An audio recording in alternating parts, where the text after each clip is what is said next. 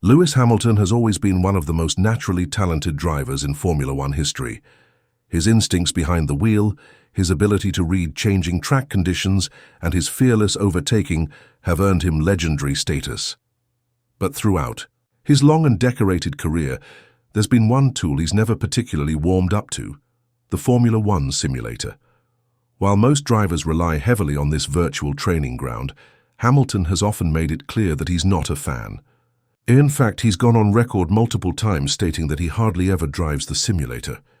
But now, with a major career shift as he joins Ferrari, that might be starting to change in a big way. For many years, Hamilton's distaste for simulator work has been well known in the paddock. While other drivers were spending hours testing new car setups and experimenting with different track conditions virtually, Hamilton preferred to save his energy and focus for the real car on real tarmac. And to be fair, that strategy worked for him for a long time. With 7 world championships and countless records to his name, no one could really question his approach. But Formula One has evolved dramatically. The sport has become more data-driven than ever before. And as we entered the ground effect era of F1, the role of simulators has expanded even further, now becoming one of the most essential tools in a team's performance arsenal. Today's F1 teams depend on simulators not just during the off-season, but throughout the entire race calendar. Simulators allow engineers and drivers to prepare for each Grand Prix by predicting tyre behavior, adjusting car setups, and even replicating track-specific challenges like curbs, bumps, and elevation changes. All this is done virtually, long before the cars ever roll out of the garage for FP1. And so, in this new era, drivers who are fully engaged with their simulator work tend to have a noticeable edge when it comes to hitting the ground running on a race weekend. And that brings us to Ferrari and their game-changing $8 million simulator that seems to have done the impossible, made Lewis Hamilton actually enjoy simulator work. Now that Hamilton has joined Ferrari, one of the biggest changes he's encountering is the simulator itself. According to insiders and various sources, Ferrari's simulator has left a strong impression on Hamilton. It's not just better than what he was used to at Mercedes, it's on a completely different level. In fact, Hamilton has reportedly been blown away by how immersive, realistic, and advanced the Ferrari sim setup really is. And while his comments on the matter have been unofficial so far, everything points to a major shift in his approach to simulator training. So what makes this Ferrari simulator so special? To understand that, we need to look behind the scenes. Ferrari's simulator was developed in partnership with a British company called Dynisma, based near Bristol in Western England. Dynisma was founded in 2017 by Ash Warne, a former Formula One engineer with experience at both McLaren and Ferrari. His goal was simple: to create the most advanced, high-fidelity driving simulators the motorsport world has ever seen. And from all accounts, Dynisma has delivered on that vision. The key feature that sets Dynisma's simulators apart is something called latency. In technical terms, latency is the delay between what the simulated vehicle is doing and what the driver feels in the cockpit.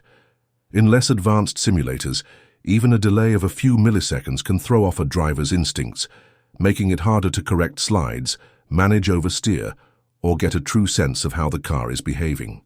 These tiny delays might not seem like much, but when you're pushing a car to the absolute limit at over 300 kilometers per hour, they can be the difference between a perfect lap and an off-track excursion.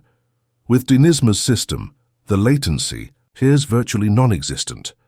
As soon as the virtual car moves, the driver feels it instantly, just like in the real world. That's what makes the experience so unique and valuable.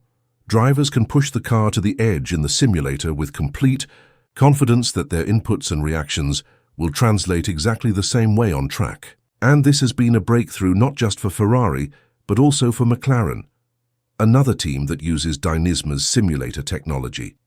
This level of realism has major benefits. It means teams can simulate setup changes, test new parts, and even evaluate entire race strategies without turning a wheel on track. And when a driver like Hamilton, who's spent years avoiding simulator work, starts to take it seriously, well, that says a lot. It suggests that Ferrari's setup isn't just marginally better than what he had at Mercedes. It's so far ahead that it's changed his entire perspective. This might also explain why teams like McLaren and Ferrari have started their 2025 seasons looking so sharp right out of the gate. When you see McLaren come out on Friday mornings with a car that already looks dialed in, you're not just seeing great engineering, you're seeing the results of countless hours in a simulator that's nearly identical to the real car. The same goes for Ferrari, who in the past used to take several sessions just to find the right balance for a weekend. Now they're arriving fully prepared, and that's no accident. Ferrari's simulator isn't just a fancy tool, it's a completely self-contained platform. The rig includes a full chassis, mounted on an electromechanical motion system, all controlled by dedicated high-performance computers. These systems use real-time feedback and complex software to replicate the behavior of Ferrari's Formula One cars in extreme detail. Every bump, curb, and change in camber is replicated in the sim, giving the driver a level of feedback that's as close to reality as current technology allows. It also recreates the physical stresses of a race weekend. The motion platform generates the same kind of forces on the driver's body that they would feel on track. That means when a driver turns into a high-speed corner, the G-forces, vibrations, and suspension behavior feel just like the real thing. This isn't just about realism. It's about building muscle memory, refining instinctual responses, and optimizing feedback loops between driver and machine. In contrast, teams like Mercedes and Red Bull have reportedly struggled at times with correlation issues.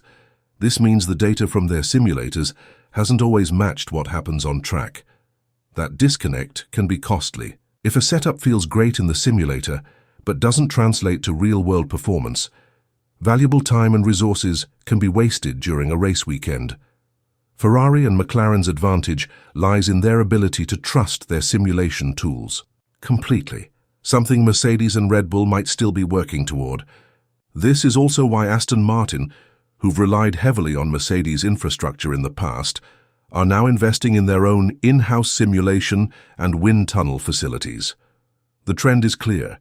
If you want to be at the front of the grid in modern F1, you need the tools to match.